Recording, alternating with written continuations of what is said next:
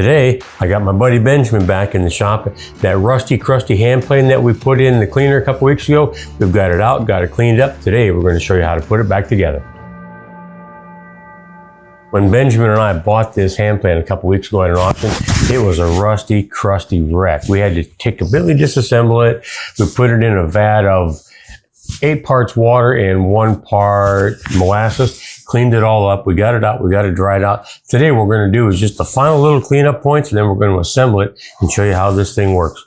Where we're going to start is with the body of the plane here. We've got it pretty much all cleaned up, but this surface here on the bottom and the sides, we need to clean that up a little bit. So let's take this, buddy.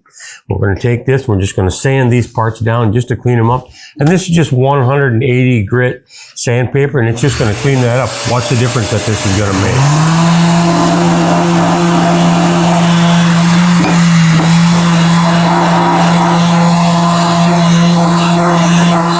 That sure looks a ton better than it did, doesn't it?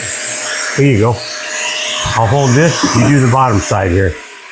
Put it on there. Just run it up and down there. Go ahead. Put a little pressure on it so it cleans it up real good. Look at that.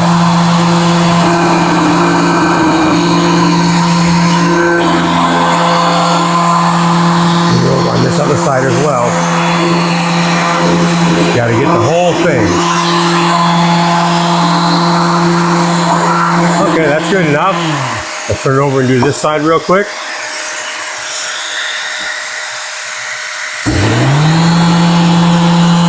There you go.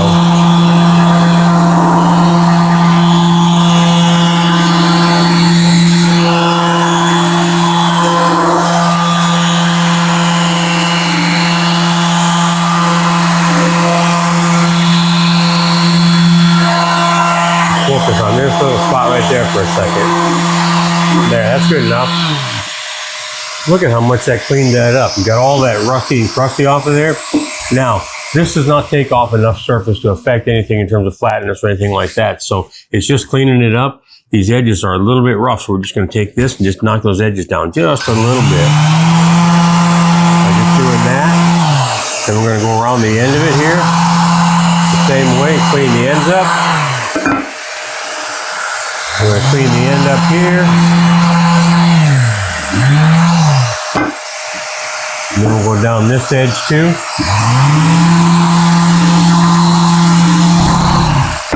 That is all cleaned up and ready to go. But what about the front piece? Well, we're gonna wax all that up here in just a little bit. What I like to use to just clean everything up and give it that little wax finish to protect it, Johnson's paste wax, which now here in 2005, this is a hard commodity to find because for some reason, Johnson's paste wax discontinued this stuff in 2001.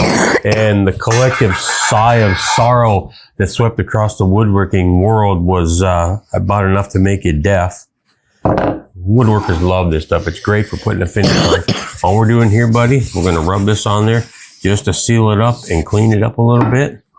Look at all the black stuff that's come off of there. We're going to put it down in here, and we're just putting this on to clean it up, give it that final cleaning, and give it a little coat of protection so that in the future, rust won't be near as much of an issue as it was for this plane in its past, because whoever had it before didn't do this, and it was obvious.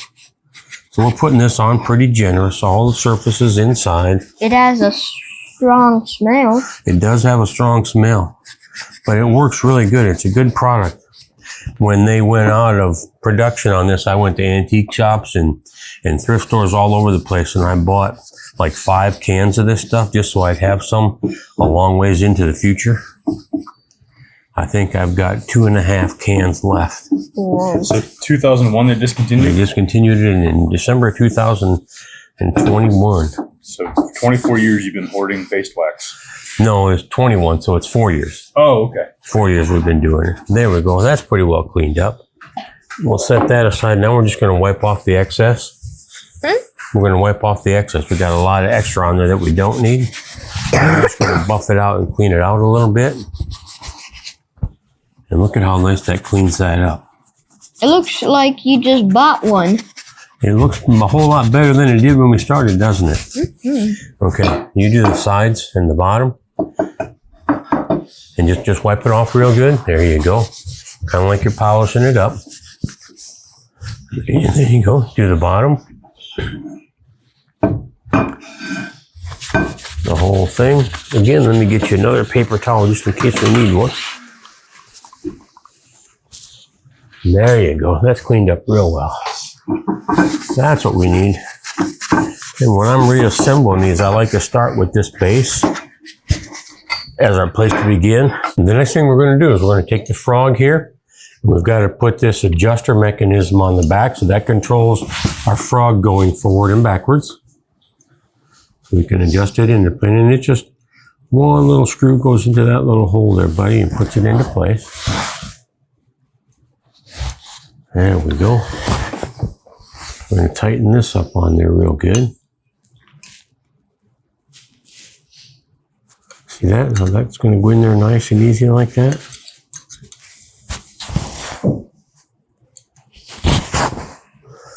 And the whole idea with this, Benjamin, is this clips over this little screw right here. It goes right in the back of this, of the base here. That sits right in there like that. Come on, cooperation is mandatory. There we go, we got that started. Good. And tighten that up like that. And then the frog sits over that. So this little clip here goes right down into that little edge there. And then we can take that screw and we can screw this forward and backward to get it lined up where we need it to be. And you can see, if you look down in here, the face of this frog needs to be right up at the face of this opening in it here. So we got to take this screw that's back here, and we can tighten that up, and that'll drive that whole frog forward. See how it's coming forward like that? Okay, we're going to turn that forward. You want it? There we go. We want that to be right at least at the face of that opening, so the opening doesn't stick past the frog. So that's what we want that to be. So then we got to take these screws here. We got to put these in to lock the frog down and lock it into place. We've got to get those just start in there and cooperate. And these are always a challenge for me to get in there. We get it in there and get it lined up, and this will lock that frog into place.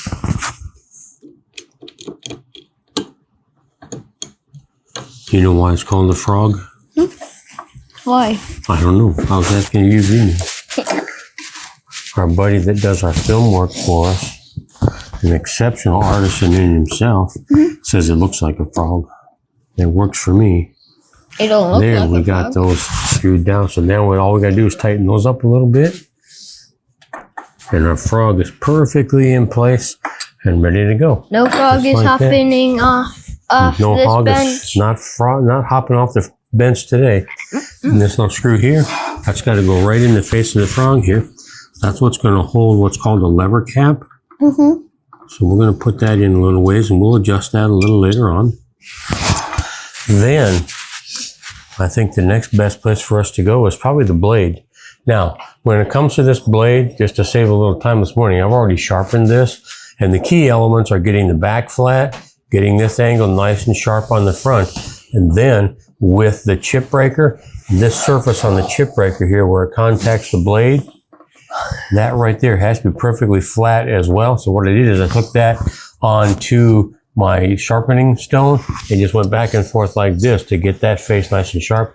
That way, the chips that are coming off will not be able to get through.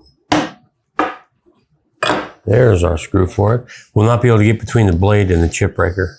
So it makes it nice and tight. So we've got this. Because the chip breaker breaks the chips of wood off. The chip breaker deflects the wood that's coming out of it back off of the piece. No potato chips were And harmed. no potato chips in the, yeah, there you go. We get this on here. Now you're just making me hungry. You'll get over it, buddy. Now see this, we got it on there. Then we're going to take this, we're going to put the chip breaker back on this part of it, like this, and then we're going to bring it down. We don't want to put the chip breaker out here and bring it down. We want to put the chip breaker onto the blade here and then slide it forward.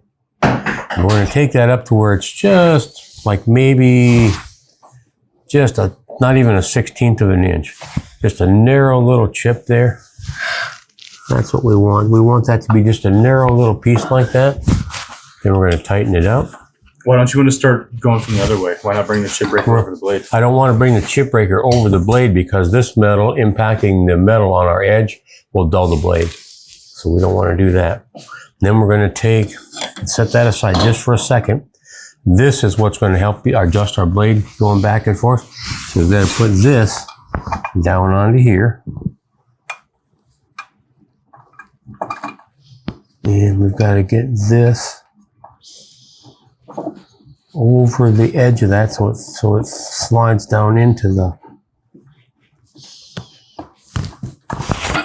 We got to loosen this chip or the frog up just a touch because that clevis there has jaws that need to go into this slot right there. We've got to be able to set it down on that slot in order to make it go in there. And then we'll show you in a minute what that does in terms of helping us get... Oh, come on. Cooperation again is mandatory. Slide up over that. There we go. I guess I really didn't need to put the frog loose on there. I just need to pull this up. Now, when we pull that down, these two tabs here will slide right into that slot.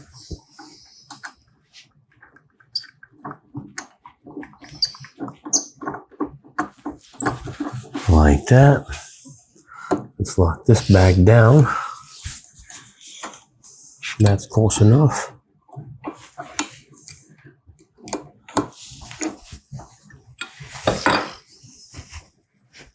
Let's take an eyeball on there. That's exactly where it needs to be. Now you see this, if you look at this when we're screwing it in there, it pulls this part back and forth, which slots into this slot in our blade here. So that'll help our blade go up and down like this so we can control how much we're going to cut out. So when we're putting this in there, we want to make sure that our bevel on our blade, this part here, is pointing up. So when it goes into the wood, it'll dig into the wood like this. So we've got to make sure we don't hit anything in terms of the metal as we're going in there. So that's in place. Then we put this cool thing on there, which is called our lever cap. So it locks down, put it down over the top of that screw. The bigger part of it here goes over the screw. Set it on there like that. Push it all the way down. Okay, if we got this open, we can push that down. Let me loosen that up just a touch. Like that. And then push the lever down here. That locks it in place. Now, if it's too hard to push, just turn this out a little bit. Go ahead and lock it down. And that locks our blade and everything right into place. That works out pretty cool. Now, we got the knob here. What we did with these, we cleaned them off, of course, and then we put some little Howard's wax and oil on it and cleaned them up real well. And then we put our cap nut on it here. So this is what's going to hold our knob in place here. So we'll put that down on there, over that, and put that in there, and get it started and screw it down nice and tight on there.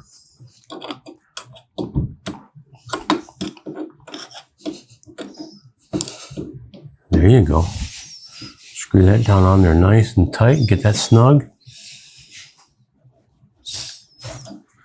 There you go. You got to get that fairly tight. That's good enough. Then we got to do the same thing with this part here, and this is called the tote. This is the knob. This is the tote. And I can feel already that we're sticking out of there way too much, but that's okay. We'll get by with it for now. This has got to go on there. This has got to go on there. And we're going to take this back off for a second just to make it easier for us to get to the screws that hold this into place. Get our lever or our lateral adjuster out of the way. Okay, now put this one down in there. Screw that into place.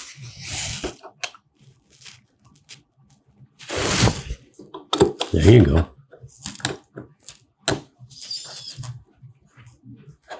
Let's This is just all part of assembly. When you clean one up and restore it, you just gotta know how to put it back together. And a lot of times these totes will break.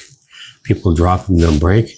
And the biggest part of why they break is they don't get them tight enough on there so they can move too much when they're being used, and that messes them up. There you go, buddy. Nice and tight. We want that nice and tight so it can't move. And we're going to put this one back in too. So let's get him started back on there. That just holds the front of it down. Okay, I think that'll work. Go ahead and tighten that one up. And usually on most of the Stanleys, anything above a number 4 is going to have that extra screw to hold that tote in place. The 1, 2, 3, and 4 don't have that. There you go. You got that on there. Let's put our lateral adjuster straight up across there. And you can go ahead on your lateral adjuster, if you want to, you can go ahead and drop a few drops of oil on that to help it lubricate it a little bit and make it move a little easier.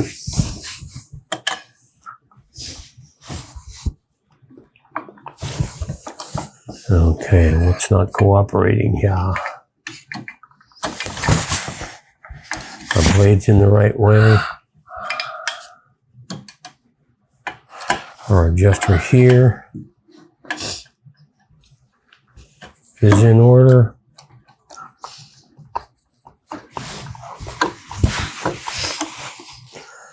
Okay, that's where we want that. We're going to put our lever cap back on and lock it down.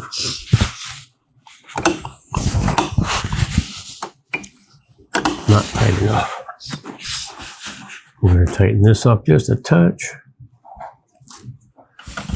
And we want this to be able to lock down on there. And it's just got to be, you don't want it too tight, because if you have it too tight, then you won't be able to operate your lateral adjuster. So you want that to clip on there and be snug enough so you can still move the lateral adjuster when the blade is locked into place. So right there, we have it all assembled. Makes sense, right? Mm-hmm. Now we've got to look down under here. And what we're going to do in terms of adjusting this so people can use it actually, we're going to bring that blade down a good bit. And if you look down the face of this, so you can see that blade sticking out of there, right? What we want to do is we want to look down that plane from this end. We want to see that that blade is even, not canted off to one side or the other, tilted off to one side. So we're going to look down that and we can see that it's a little bit higher on this side than this side, right? So we're going to push our lateral adjuster over that way until we get that to be nice and flat like that. Is that pretty flat across here now? Pretty even sticking out this side and this side, right? Let me take an eyeball on it. Very, very good, actually. We're really happy with that. We'll take that. So now what we got to do is we got to take that blade all the way back out of there. Taking it up, taking it out. I don't want that sticking out beyond our face at all when we first get started on setting this up. Okay. And we just wax that sole so we don't have to worry about using our crayon for it. And we're going to roll down here to the end of the bench. And we're going to put this piece of cherry right into our end vise. Bring the plane down here, buddy.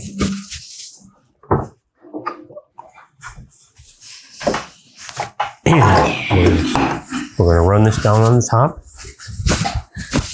And you can see we don't have any blades sticking out because we're not cutting anything, right?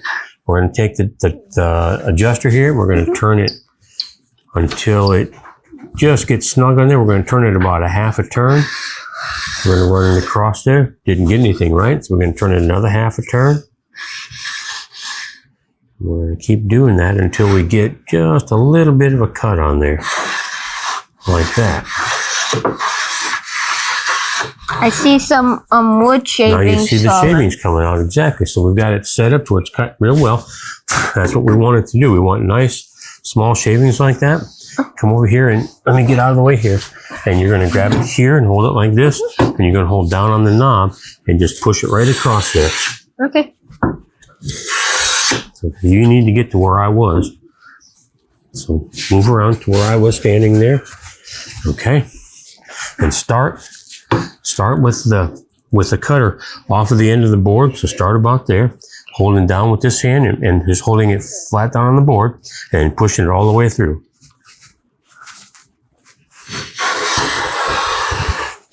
Pull it back. Do the same thing again. Run it through there. And after a while, you kind of get the hang of getting it flat on there. Run it through. Let's take these chips out of the way. What happens if you have too many chips? Then what we just did, you take them out of the way so you can see what you're doing. I run it right across there. No, what happens if you don't take the chips out? Well, then it gets clogged and you can't see what you're doing. Okay. And there we go. Now keep doing that. Just keep doing that. And you'll get the feel of it after a while where it'll feel nice and flat. And you got to go all the way from one end of the board to the other. There you go. See, you stopped here though. You got to go all the way off to the end. Okay. Now this time all the way through. All the way through. One good push all the way through. Okay. Well, for your first time, you're doing pretty good. You know, what we might have happen here is we might have, we're taking off too much of a board. See how thick that is? Mm-hmm. So what we're going to do is we're going to take our adjuster here. We're going to get it back to where it's snug coming out. And we're going to turn it so it pulls the blade up this way a little bit. And then we're going to go back past the loose part of the lash. Then we're going to hit it again. What we want is a piece that's real super thin. Why is that continuing to move like that much? There we go. Let's see what that does. No, that's way too much. See, I moved that thing way too far forward and got way too much blade sticking out of there. Mm-hmm. We don't want hardly any blade sticking out at all. We want it just... What happens if you have too much blade? Well, Would it too not much work? there was cutting so much that I couldn't even push it through the wood to cut it. So you want it to be real thin so it'll just barely touch it. That's what's going to help us get it nice and smooth. We're just going to adjust that up past the lash. See that sound, buddy? Mm-hmm. That's the sound that we're going for.